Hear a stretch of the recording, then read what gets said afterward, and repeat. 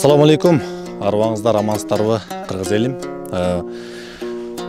Акыркы учурда биздин мамлекеттик туубуз желегибизди алмаштырабыз деп биздин өзүм билээрлик кылган чоңдорубуздун ишин баарыбызга маалым.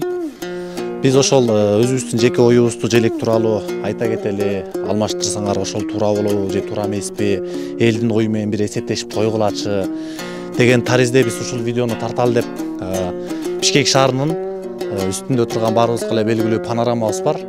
Биз бул жердин үстүнөн баягы Бишкегибиздин кооздугу, сумогу кошо көрүнүп турат. Ошол желекке келип, ошол желекке карап бир оюбузду чагылдыралы деп келгенбиз, бирок тилекке каршы эң өкүнүчтүү жүрөккө үйүткөн нерсе мына биздин желек. Биздин Кыргызстаныбыздагы ушул желекти канчалаган биздин спортсмен, мен деген жигиттер, эжелер, агалар, бир туугандар, кыргыздар ушул желекти дүйнөгө дүңгүрөтүп өйдө көтөрүп келген. Тилекке каршы мына биздин ошол дүйнөнүн төрүндө желбирип турган желегибиздин кейпи бүгүнкү учурда жерде жатат. Кире беришке жазып коюштур, эскертип, бул биздин мамлекеттик желек коргоого алынган, айланасында камералар турат деп, тилекке каршы бир камера көрө алган жокпуз. Коргогондун ордуна мына биздин кордолгон желек. Бул желекке ким жооп берет? Балким бийликтегилер жооп береби, мэрия жооп береби, айтоор билбейбиз, анык жүзүн. Бирок эң өкүнүчтүү нерсе жана биздин Кыргызстаныбыздын деңгээли, биздин чоңдорубуздун деңгээли. Эң өкүнүчтүү нерсе ушул достор. Бул биздин символубуз болгон желекти, туубузду таштандыдай кылып тоголоктоп үстүнө мына ушундай таштар менен бастырып коюшкан. Биз бул таштарды алдык. Азыр мен кыргыз болгон үчүн мен ушул бойдон ташка басылып турганын каалаган жокмун. Чындап жүрөккө тийчү эле, жүрөк ооручу эле нерсе болуп жатат. Азыр колдон келишинче бүктөп, тазалап, өйдөрү коюп койгонго аракет кылабыз.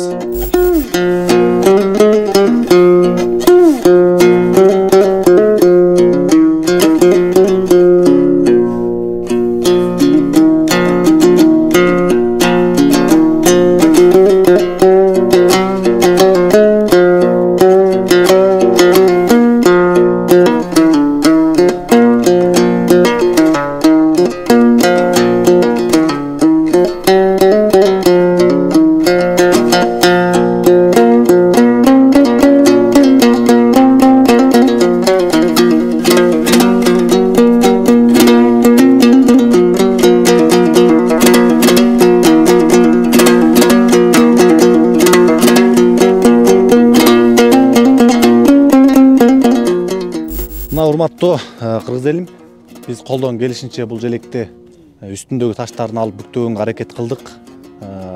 Аябай чоң болгондугуна байланыштуу мындан башка биздин колубуздан эч нерсе келе алган да жок. Колубуздан келишинче кылдык. Бул желектин түшкөнүн аябай көп болгон окшойт, анткени ортосунан айрылып түшүп калыптыр. Эми мындан аркы жоопкерчилик кимде экенин, эгер намысы бар, чоң болобу, бийликтегилер болобу, ким болсо да мындан аркы жоопкерчиликти алат деген ишеничибиз бар. Бирок эң өкүнүчтүүсү биздин желек жерде жатканы мына ошол bizdi өкүндүрөт. Ну, это не очень хорошо, конечно, грязный, под камнем.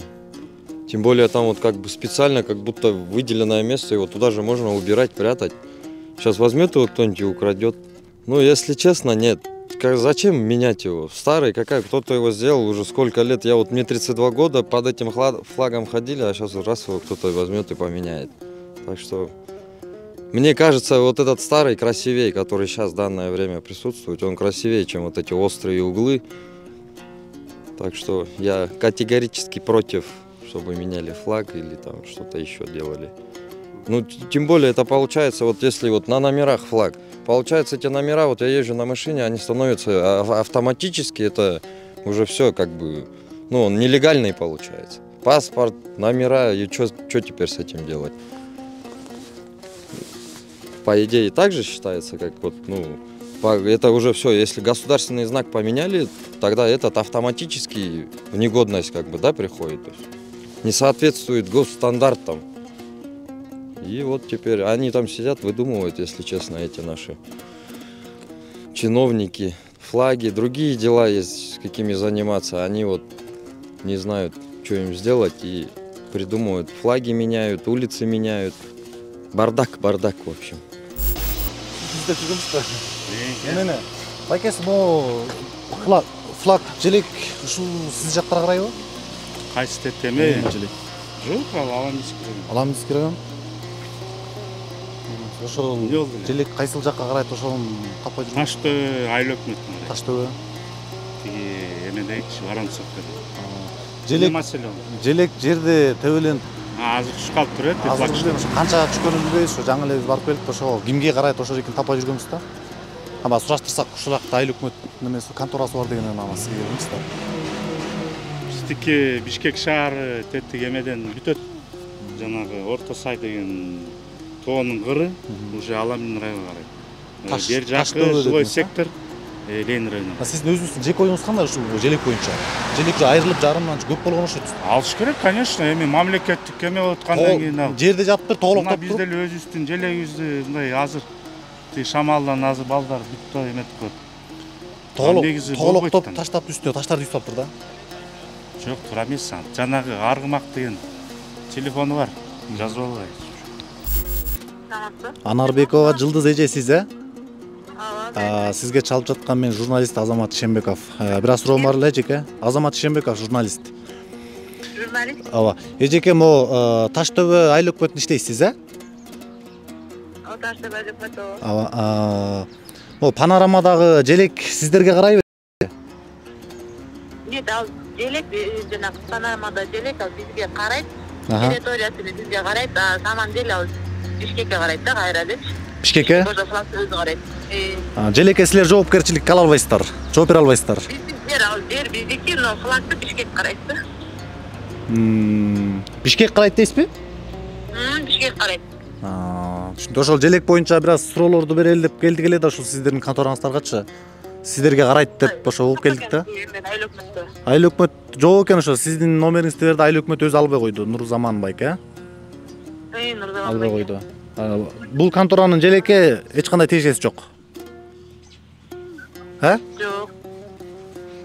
Желек не болуп айрылып калыптыр же. Үстүнө таштар менен бастырып кетишиптир. Биз ошол Ошондой калыптыр. ошондой болуп биз ошо желектин маселеси менен жүрдүк эле, анан сураштырып отуруп Таштөбөгө карайт болуп сиздердин контораңыздарга келип маалымат ала албай жатабыз. Хорошо, мен анда азыр ошо желекти караган байкелерге чалайынчы анда өзүм, Желекти ошо эме караган байкелер бар да, атайын служба бар экен го. Ошо желектер боюнчачы. Ошолордун номерин бере аласызбы анда? Сиз жооп бере албасаңыз, желек боюнча ошолордон маалымат ала алам. Менде жок, мен бирөөдөн сурап туруп анан сизге жөнөтөйүн. Ушул номерде WhatsApp бар, эжекеси күтөбүз анда.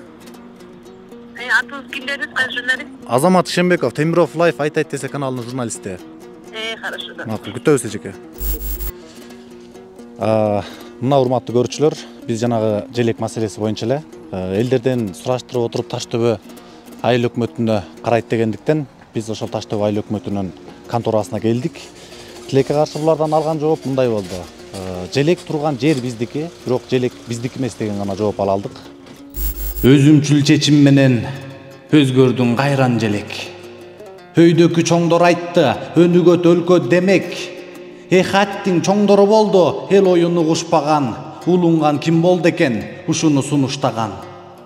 Көр экен көөдөнүңөр, колдогон депутаттар. Кыргызды силерсиңер, кордогон депутаттар. Эл ишенип шайласа, элди эзип ийдиңер. Элдин сөзүн бир укпай, элге карап тийдиңер. Желбиреп көктө турган, желекте күнөө барбы? Керилген туубуз үчүн кейиген бирөөң барбы?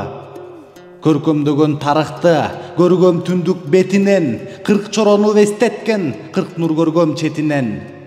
Тирээр асман түндүгүң, түзөлүп белиң байланды, толкуп турган 40 нуруң тикенеке айланды. Көтөрүлгөн дүйнөгө кадырың бийик эле, калкың бар артыңда тууну сүйгөн, калбайсың башыңды ийип эле.